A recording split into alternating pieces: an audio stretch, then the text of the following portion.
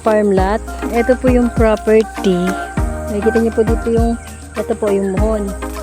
Yan po yung muhon niya. Tapos, kung ito makikita niyo po itong pantay na, ito po yung maliliit na damo na yan. Pag ganun po siya, sa may mga tao na yun. Hanggang doon sa may puno na yun yung kanyang sakop na palayan. Tapos papasukin na po natin yung property. Ito po. Marami po itong tanim na fruit bearing. Kung makikita nyo po yan, mga tanim na yan kasama na po yan. Lalo may mataas na mangga. 100 puno kalamansi na bagong tanim. Ayan po yung mga paligid. Saging. May avocado pa to. Santol.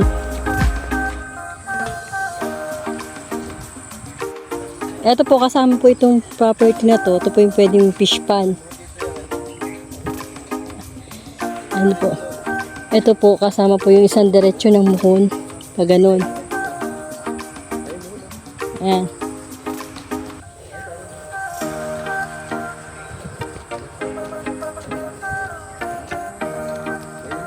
May gumanon. Tapos gumanon. Oo. Diretso pa doon. May dalawang fish pan na Ito po. Ito pa isa pang fish pan. Yun po yung una. Tapos ito yung pangalawang fish pan. Yan. Kasama to. Mataas sa mataas. Mangga yan, di ba? Hanggang tunay.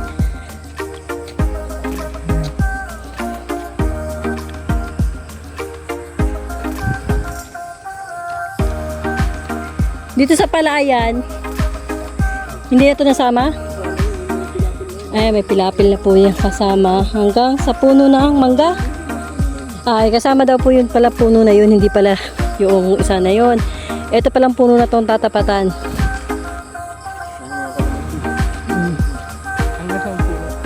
Ayun, yung palang puno na po yun na yan. Puno na yan. Nasa kita. Sapa na yun eh. Sapa ang pagitan yan. Ay, sapa yun? Puno na niyo po yan. Hindi, yun yung manyog na yun. Yun yung sapa na yun. Pulahan pa yung puno niyo. Ito lang yan. Ito lang. Ay, Yan. yan. Ah, okay. Dito lang po. Yan po, kasama po yan yung mga property. Dami po yung fruit bearing trees. May sampalok pa. May mga rambutan din daw po.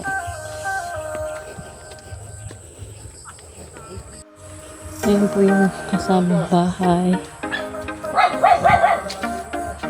Ayan, may kakao.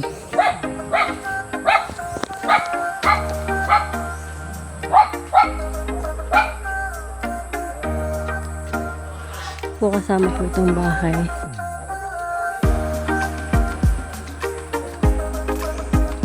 Dahil po ang talim na. Ayan, kakao ulit. Marami po siyang bearing fruits. Yan, pwede kayo magpatuhan.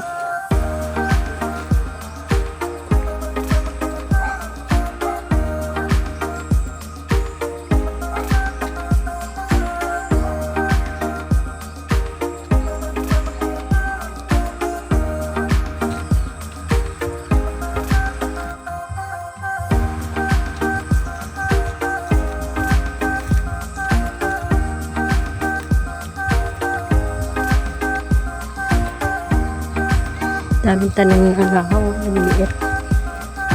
Fruit bearing trees, may mahogany rin po. Ayan po. Ayan, dito pa po. Dito. Ayan. Daming tanim. Daming mahogany. Sana ang moon. Ganyan. Yan po pinakapagitan ng property. Yan po, tinuturo niya. Yung mahogany. Yung mahogany na po, hanggang pataas na yun, yun yung pinakapagitan ng property. Ayun po yung pinanggalingan natin bahay, may kita niya yung bubong. Sapa na po dito. Ano natin sa buhay na sapa po. Yan po, may buhay na sapa. Dito po.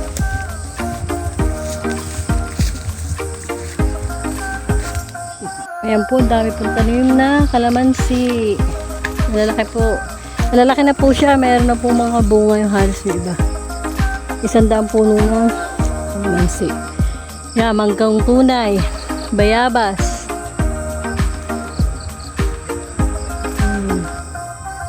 Yun po yung sapa. Pagitan niya po yung mga kawa-kawayan. Pag ganun po yun. Pumunta pa tayo. Hindi na. Tayo tubigan. Malapit sa tayong tubigan niya.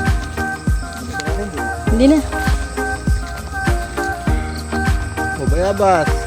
Ayun po, may puno po ng lansones, may bunga na. Maliit pa nga lang po.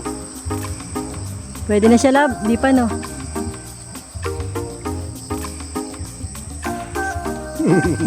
Tignan mo pa.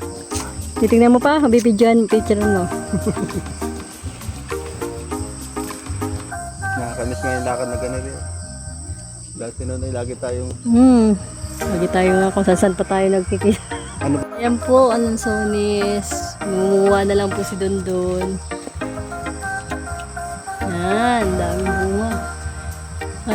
Kahit maliit lang siya, no? Ito po yung 1.8 hectare. Kung makikita po natin, ito pong puno na yan pag ganun, doon sa may nagtatalok na yun. Gumanon po siya. Doon sa dinaanan ko kanina, bilad ko na pathway. Pag ganun po yan. Yan po. Kung makikita nyo po itong nakapaligid na yan, yan po yung sapa po yan. Yan po yung mga nyog, kasama po yan. Ayan po. Tapos itong mga fruit bearing trees, hanggang doon po yan sa may, ito po puno ng kawayanan. Doon po sa may bukal po siya doon na sapa. Ayan, maraming tanim na kalamansi, fruit bearing trees. Ayan po, ang dami niya po. Hanggang doon yan. Tapos pataas, doon sa property, kasama na yung bahay. Ayan, palayan, bahayan. Tapos yung manggahan yan, hanggang doon pa po yan. 1.8 hectare kasama po yung pinakamataas na yan. Tapos pag ganun pa, malapad pa po yung property. Ayan po. Kung makikita nyo po, maraming fruit bearing. Nakakuha na po kami kanina ng mga lansones. May kay Mito pa. Ayan po, kay Mito, bayabas. Bali may puno na rambutan na bagong tanim. Tapos yung kalamansi niya, nasa 100 puno po ng kalamansi. Tapos ang puno ng saging, puno ng... Ilan mga puno yung coconut?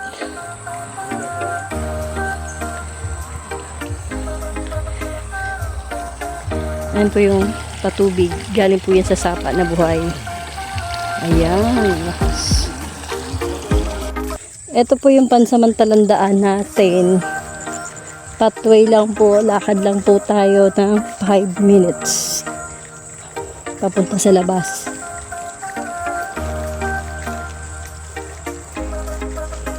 Ayan po. Paglabas po nito, diversion na highway na po.